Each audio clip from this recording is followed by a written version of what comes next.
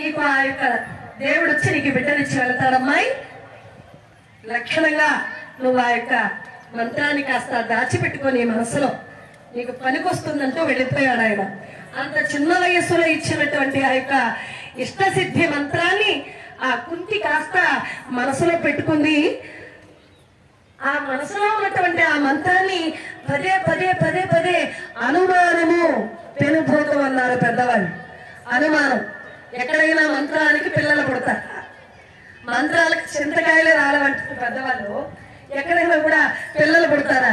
ఏదో మౌనవర్యులు నాకు ఇచ్చి వెళ్ళారే కానీ ఏదో ఒక సమయంలో పరీక్ష పెడితే బాగుంటుంది అనుకుందండి ఆ కుంతి. వయస్సుతో పాటు అనుమానం కూడా పెరిగిపోయింది. కన్యప్రాయంలో అనే వచ్చింది.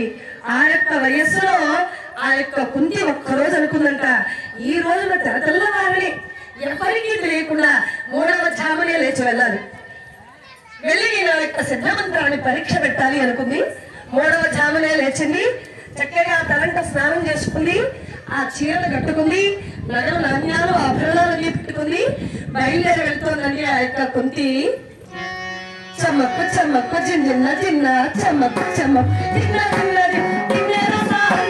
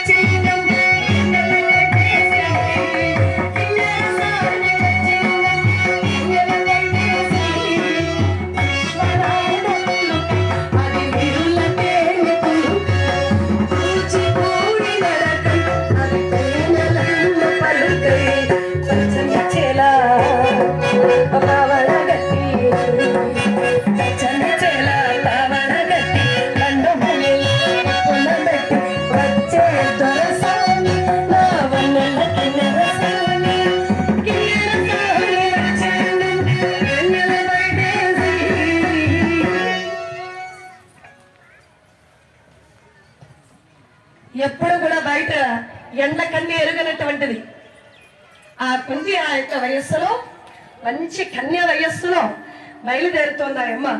అట్లా బయలుదేరినటువంటిదై ఆవిడే అసవ నది అన్నటువంటి ఒక నదికి చేరిందమ్మా. ఆ నది యమునా నదిలో ఒక పాయ, ఒక కాలువ. ఆ అసవ నది యమునా నదిలోకి కలుస్తుంది. అక్కడికి చేరింది, ఆడింది, పాడింది, ప్రకృతి సౌందర్యానికి మురిసిపోయింది ఆ కుంతి. తెల్లవారుతోంది. మంత్రాన్ని పఠించాలి. ఎవరి మీద పఠించాలి? ఎవరైతే బాగుంటారు? సర్వ దేవతలు కూడా జ్ఞప్తికి తెచ్చుకుంటుంది. అప్పుడప్పుడే తెల్లవారుతుండా తెల్లవారుతుండా గగన మండలముల తూర్పు దిశగా చీకటిని పారదోలుతూ సూర్య భగవానుడు దివాకరుడు చీకటిని పారదోలుతూ ఎర్రని నేత్రములచే ఉదయించే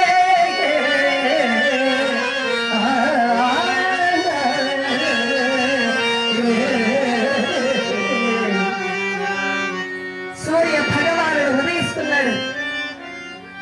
ఎర్రగా పుడుతున్నాడు. సూర్య భగవానుడు చూసింది. ఎవరిలో ఎందుకు ప్రార్థించాలి? మనకెప్పుడు కూడా సర్వసాక్షిభూతుడు, ఆహార ప్రదాత, తీవ్ర సంహారపడినటువంటి వాడు, నిరంతరం మన కళ్ళ ఎదుట మనకు సర్వలోకానికి కూడా మరి నిరంతరం కాంతిని ప్రసరింపజేసే తండ్రి సూర్య భగవానుడు పుట్టాడట. ఎంత అందంగా ఉన్నాడు సూర్య భగవానుడు. ఎవరు ఎందుకు ప్రార్థించాలి? రేపు ఏదైనా జరగాలి జరిగినప్పుడు ఎదురుగానే ఉంటాడు. ఎందుకైనా ఇట్లాంటి పని చేస్తామని నేను నిలదీయవచ్చు. కాబట్టి అసలు ఈ మంత్రాన్ని పరీక్ష పెట్టాలి అన్నటువంటి ఆతృత చేత అమాయకంగా కుంతి దూర్వాసుడిచ్చేటువంటి సిద్ధ మంత్రాన్ని పఠించేసిందండి. ఎప్పుడైతే పఠించిందో కాలచక్రమాలను నడిపించే సూర్య భగవానుడు ఒక్కసారిగా ఒక లక్షణమైనటువంటి యవన రూపం అప్పుడే పుట్టాడు కదా, మరి ఆయన లక్షణమైనటువంటి రూపాన్ని ధరించి అలా ప్రత్యక్షమైపోయాడు ఆ నది ఒడ్డున. ఎంత కాంతి గుంజము అలుముకుంది, ప్రకృతి పొలగించిపోయింది. ఆ నది మా తల్లి సూర్య భగవానుడి పాద